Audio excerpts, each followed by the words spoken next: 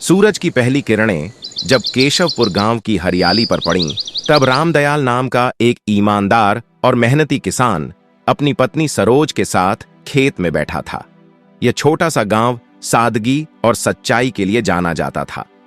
सरोज, देखना इस बार हमारी फसल बहुत अच्छी होगी। मौसम भी साथ दे रहा है और मेहनत तो हमने जी जान से की है। हाँ जी, क्योंकि इस खेत में तुम्हारी मेहनत के साथ साथ मेरी दुआएं और पसीना भी शामिल हैं। और तुम तो जानते ही हो, पूरे गांव में सबसे मेहनती किसान तुम ही हो। अरे नहीं, ऐसा मत कहो। मेहनत सब करते हैं, बस मेरी किस्मत थोड़ी सी जमीन वाली है। दिल तो भगवान ने सबको बराबर दिया है। अरे सुनो, एक बात बताना भूल गई थी। घर में जलाने की लकड़ियां खत्म हो गई हैं। कोई बात नहीं, कल सुबह सुबह जंगल जाऊंगा लकड़ियां लाने। तुम चिंता मत करो।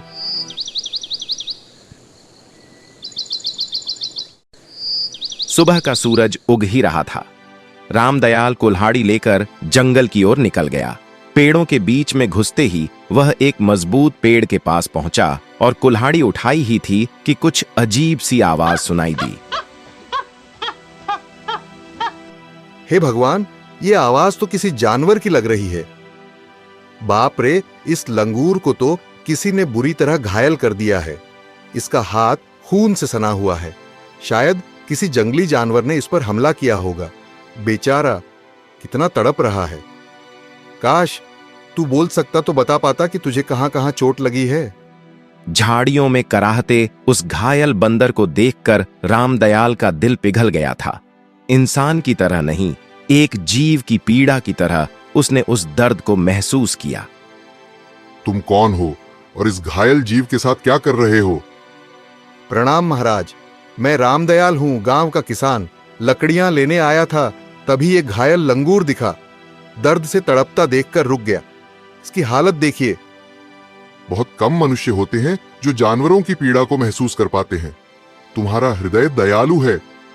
रामदयाल ने जब साधु को उस बंदर की हालत बताई तो साधु ने बिना कुछ कहे आंखें बंद कर लीं और एक दुर्लभ मंत्र का उच्चारण करने लगे। रुको, ओम नमः पशु करुणाय, ओम नमः पशु करुणाय, ओम नमः पशु करुणाय। अब ये लंगूर खुद बता सकता है कि इसकी पीड़ा क्या थी। तभी लंगूर उठता है और साफ मनुष्यों जैसी आवाज में बोलता है, हे दयालु मानव, मेरे कंधे में बहुत दर्द हो रहा था। एक शेर ने मुझ पर हमला कर दिया था। जैसे ही मैं भागा, उसका पंजा मेरे हाथ में लग गया और मैं ऊंचे पेड़ से गिर पड़ा। मेरे कंधे की हड्डी चटक गई थी। तुम मनुष्यों की तरह बोल रहे हो? ये कैसे संभव है? साधु कोई साधारण पुरुष नहीं था। वो वन देवता के रूप में आया था। उसने मुझे वरदान दिया कि मैं कुछ पल के लिए मनुष्यों की भाषा बोल सकूं, ताकि मैं अपने दुख का बयान कर सकूं। मैंने तो कभी सोचा भी नहीं था कि जंगल में लकड़ी काटने जाऊंगा और एक ऐसा चमत्कार देखूंगा। तुम जैसे इंसानों की वजह से ही दुनिया में करुणा अभी जिंदा है। धन्यवाद मेरे जीवन को बचाने के लिए। मैं अब तुम्हारे साथ ही रहूंगा रामदयाल। इंसानों की तरह बोलने लगा हूं तो अब बंदरों के बीच क्या करूंगा। अब तो बस जी भर के तुमसे बातें करूंगा।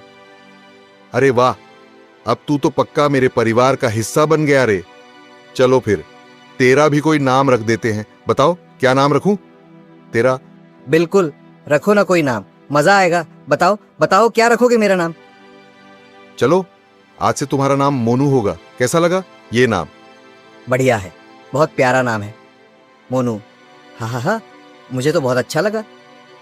दोनों हंसते हुए घर की ओर निकलते हैं। रामदयाल, ये क्या? तुम जंगल से एक बंदर पकड़ लाए? ये क्या मजाक है? नहीं सरोज, ये कोई साधारण बंदर नहीं है। इसका नाम अब मोनू है। ये घायल था, मैंने इसकी मदद की। एक साधु आए जिन्होंने इसके जख्म ठीक किए और उसके बाद ये बोलने लगा इंसानों की तरह। क्या ये सचमुच बोल सकता है? नमस्ते सरोज बहन, मेरा नाम मोनू है। रामदयाल भैया ने मेरी जान बचाई। अब मैं उसका साथी हूँ। नहीं, अब तो मैं आप दोनों के परिवार का हिस्सा हूँ। भगवान की लीला भी अनोखी है। अब ये घर पहले से और भी खास हो गया। समय बीतने लगा। मोनू की मौजूदगी से घर में नई ऊर्जा आ गई थी। वह कभी सरोज के घरेलू कामों में हाथ बंटाता, कभी रामदयाल को हंसाता। वह अब घर का सदस्य बन चुका था। रामदयाल, आज मैं भी तुम्हारे साथ खेत जाऊंगा। मोनू, खेत का काम आसान नहीं है, बहुत मेहनत लगती है, धूप भी होती है। क्या करोगे तुम वहां? अरे रामदयाल, क्या मैं सिर्फ हंसी मजाक करने के लिए तुम्हारे साथ हूँ? जब तुम मेरे लिए जंगल में रुके, मेरी जान बचाई, तब तुमने ये नहीं सोचा कि मैं कौन हूँ।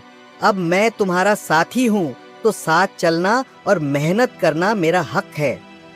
तू तो सचमुच अब मनुष्य जैसा ही सोचने लगा है रे मोनू। और मनुष्यों से बेहतर भी, क्योंकि मैं तुम्हारा विश्वास नहीं तोड़ूंगा। पर गांव वालों ने तुझे बोलते हुए देख लिया तो क्या सोचेंगे वो लोग? मुझे दुनिया से क्या लेना देना, मुझे तो बस तुम्हारा साथ चाहिए। बाकी लोगों की सोच पर मैं क्या करूं? रामदयाल और मोनू की यह अजीब लेकिन प्यारी दोस्ती अब एक नए मोड़ की ओर बढ़ रही थी। लेकिन वे दोनों नहीं जानते थे कि गांव के किसी कोने में कोई इस रहस्य को देख चुका था और उसने ठान लिया था कि इस बोलने वाले बंदर की सच्चाई सबके सामने लानी है। अरे रामदयाल, ये हल चलाना तो जैसे नाचना है।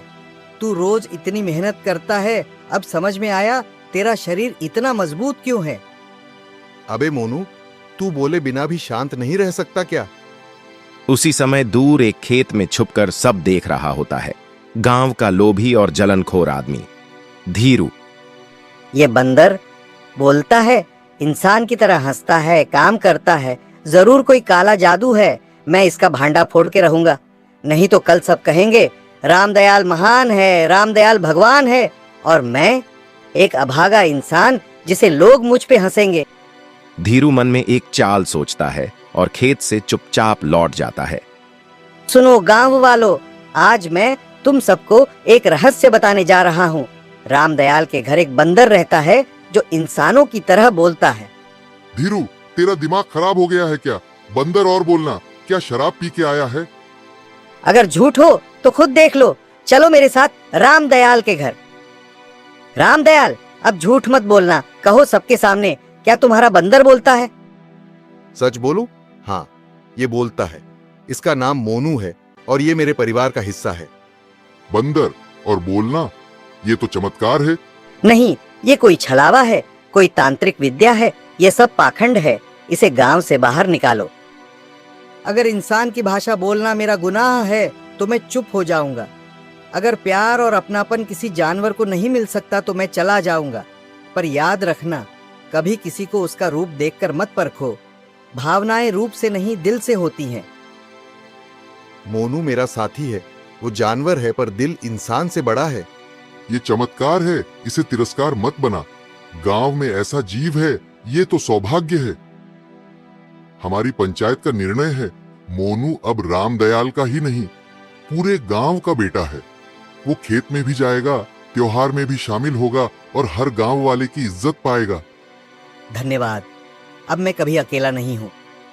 जहां सच्चाई होती है वहां डर टिक नहीं पाता। जहां प्रेम होता है वहां भेदभाव मिट जाता है। रामदयाल और मोनू की यह कहानी आज भी केशवपुर में सुनाई जाती है कि कैसे एक किसान और एक बंदर ने इंसानियत की सबसे बड़ी मिसाल कायम की। ऐसी ही नई नई मनोरंजन से भरपूर कहानियां देखने के लिए हमारे चैनल को सब्सक्राइब करें, लाइक करें और कमेंट करें। दोस्तों, आपको हमारी कहानी कैसी लगी है हमें कमेंट करके जरूर बताएं।